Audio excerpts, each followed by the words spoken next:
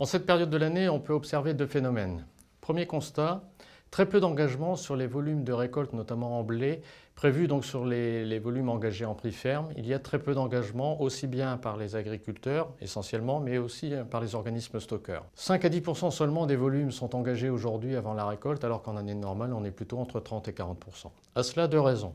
La première, 2016 a laissé des traces et une certaine crainte, je dirais, sur les volumes engagés, puisqu'en 2016, on connaît tous la faible récolte, le faible volume récolté. Donc cela amène forcément quelques prudences, et tant sur le plan quantitatif que sur le plan qualitatif. Deuxième raison, c'est aussi le niveau des prix qui aujourd'hui n'est pas très élevé et qui était peu incitatif pour déclencher des ventes, notamment chez les producteurs.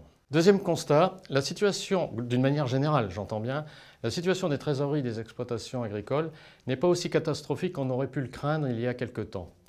On arrive fin juin, disons qu'il n'y a pas eu la catastrophe que l'on pouvait attendre, et là aussi, cela peut s'expliquer d'une part parce que tous les mécanismes d'aide, c'est-à-dire report d'échéance de prêts, soit augmentation des enveloppes court terme, ont joué à plein et ont permis de gagner un certain volant de trésorerie.